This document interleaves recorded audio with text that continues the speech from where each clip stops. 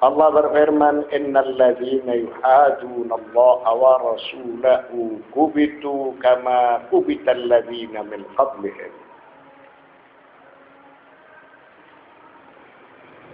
Sesungguhnya orang-orang yang menentang Allah dan Rasulnya pasti mendapat kehinaan, sebagaimana orang-orang yang sebelum mereka telah mendapat kehinaan. Jadi tidak berbeda nasib bagi mereka yang melawan hukum Allah, yang menentang hukum Allah, maka pasti mereka akan mendapatkan kehinaan sebagaimana umat-umat terdahulu. Ketika mereka menentang hukum-hukum Allah dan menolak ajakan para utusan Allah, mereka itu mendapatkan kehinaan. Mereka mendapatkan siksaan. Ba'da an dzakara subhanahu hududallahi haddada man yatajawazaha. Setelah Allah subhanahu wa ta'ala menjelaskan batas-batas hukum-hukumnya, Allah memberikan ancaman. Siapa saja yang tidak mentaati hukum-hukum tersebut, dia akan mendapatkan siksaan. Wa wasafahum bil mukhalafati wal ada'i lillahi wa rasulih. Dan mereka disifati sebagai musuh. Orang-orang yang menentang kepada Allah dan Rasulnya. Wa anna iqabahum al-qahru wal khizyu tamaman ka iqabil ladzina fa'alu dzalik. Dan akibatnya mereka kelak akan mendapatkan kehinaan, akan mendapatkan siksaan. Tidak berbeda seperti umat-umat terdahulu.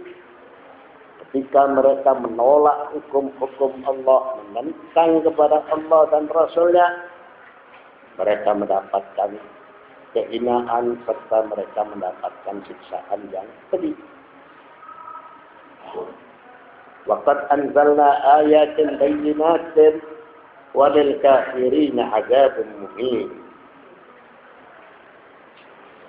Allah berfirman,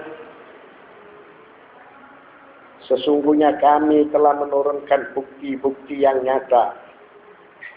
Dan bagi orang-orang kafir ada siksa yang menghinakan. Lidah Allah subhanahu wa ta'ala menegakkan bukti-buktinya. Mengutus para utusannya. Selain itu Allah membekali akal dan fitrah kepada manusia. Dan Allah menurunkan firman.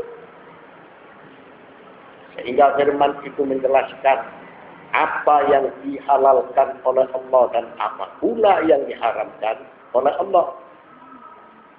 Aqama subhanahu ad-dalaila. Allah subhanahu wa ta'ala telah menegakkan bukti-bukti yang jelas. Bukti-bukti yang jelas ini berupa apa? Dia memberikan bukti-bukti yang jelas berupa alam ciptaan. Alam ciptaan itu menunjukkan atas keberadaan pencipta. Keserasian dan keteraturan menunjukkan atas adanya zat yang kuasa, yang mengatur. Bukti yang lain, Allah subhanahu wa ta'ala mengutus para nabi. Setelah itu, ia menjelaskan apa yang diperintahkan dan apa pula yang dilarang. Menurut golongan Imamiyah, bahwa pokok-pokok agama itu ada 5. Jadi yang pertama adalah masalah tauhid. Yang kedua adalah masalah keadilan. Yang ketiga adalah masalah kenabian. Yang keempat adalah masalah kepemimpinan. Yang kelima adalah masalah al-mi'ad atau kebangkitan. Jadi semua harus meyakini bahwa Tuhan yang wajib disembah itu Esa. Dari mana bukti bahwa dia adalah Tuhan yang Esa? Tuhan yang wajib disembah. Karena Allah Subhanahu wa Ta'ala telah memaparkan bukti-bukti yang nyata, bukti-bukti yang jelas. Ciptaan itu menunjukkan pencipta. Pencipta itu satu, tapi bukan dalam arti bilangan. Satu dalam arti bilangan, ini bisa berkembang menjadi 2, 3, dan seterusnya. Satu, karena tidak ada Tuhan selain Dia. Lalu, Dia tidak mengenal susunan. Karena yang mengenal susunan itu butuh kepada penyusun. Dan susunan itu sendiri memiliki rongga. Rongga itu jarak. Jarak itu jauh. Padahal dia dekat dari segala sesuatu. Dalam firman-Nya disebutkan, wa inni aqrabu ilaihi minkum min hablil warid. Allah Subhanahu wa Ta'ala itu lebih dekat dari nabi manusia. Padahal nabi itu menempel di dalam badan manusia, akan tetapi tetap memiliki rongga, memiliki jarak itu jauh. Dia tidak membutuhkan sesuatu, karena siapa yang butuh sesuatu, maka dia bukan sebagai Tuhan. Lalu dia adalah zat yang adil. Salah satu dari arti keadilan, Allah Subhanahu wa Ta'ala mengutus para rasul,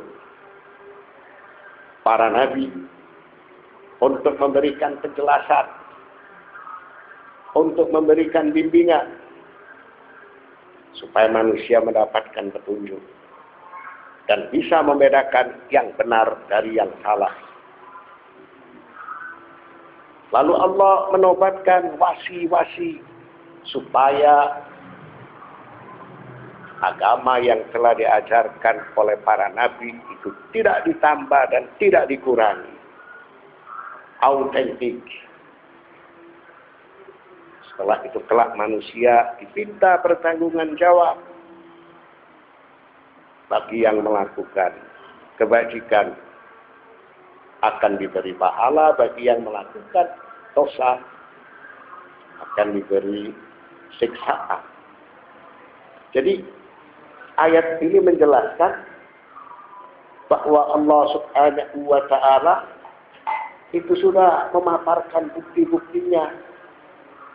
Lidha yaqulullah ta'ala wa qad anzalna ayatin bayyinat walil kafirin azabun muhin.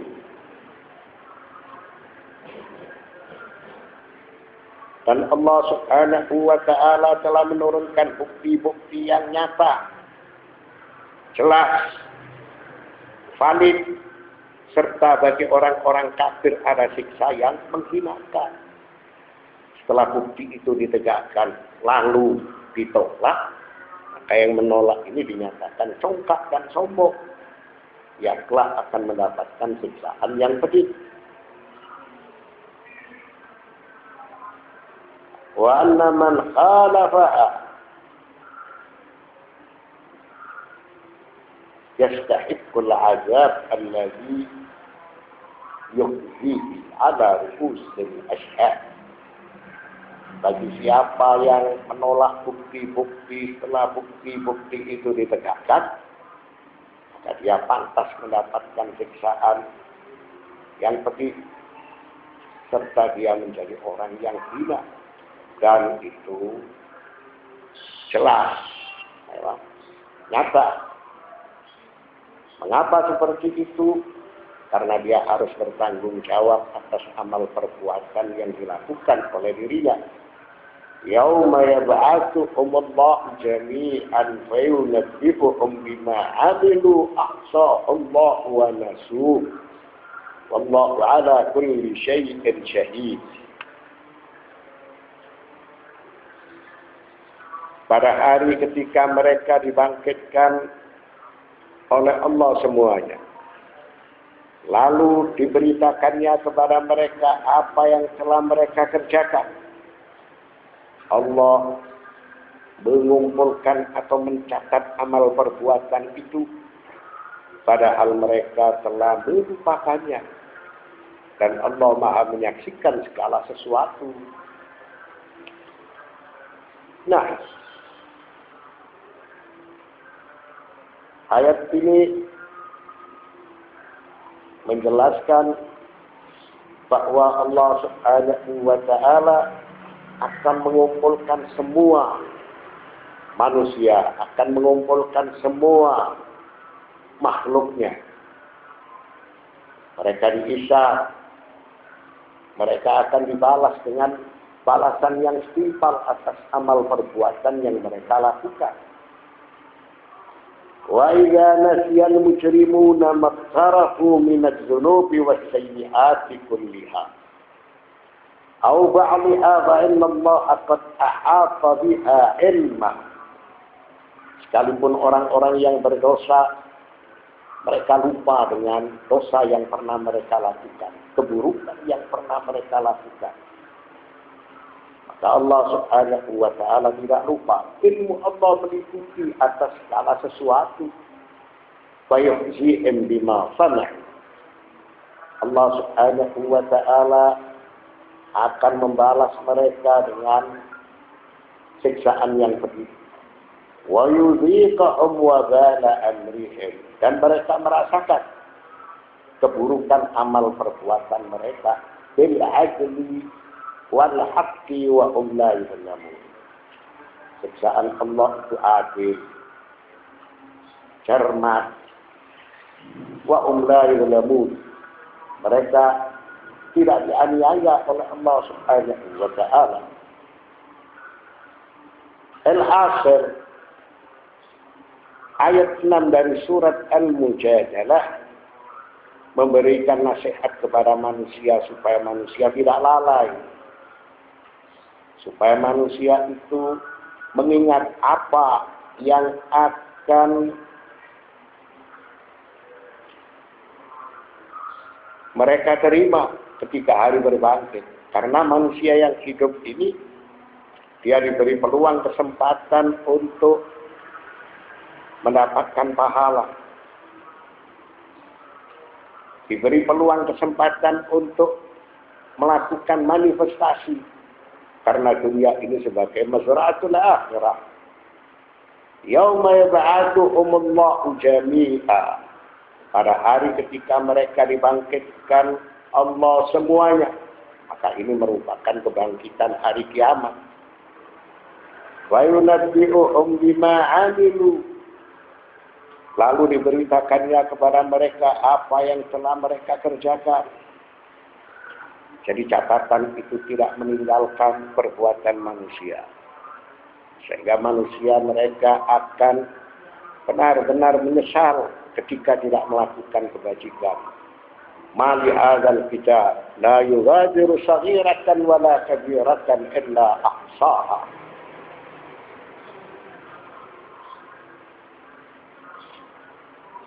Allah mengumpulkan atau mencatat amal perbuatan itu. Ilmu Allah meliputi atas segala sesuatu. Sehingga semua apa yang dilakukan oleh manusia itu tercatat. Padahal mereka telah melupakannya. Manusia melupakan sebagian amal perbuatan mereka. Manusia melupakan perbuatan salah dan dosa. Akan tetapi Allah selalu mengetahui apa yang telah dilakukan oleh manusia. Dan Allah Maha menyaksikan segala sesuatu. Allah Subhanahu wa Ta'ala tidak akan pernah menganiaya kepada para hamba. Karena Allah berfirman, wa ma kana rabbuka bidzullamil lil 'abid.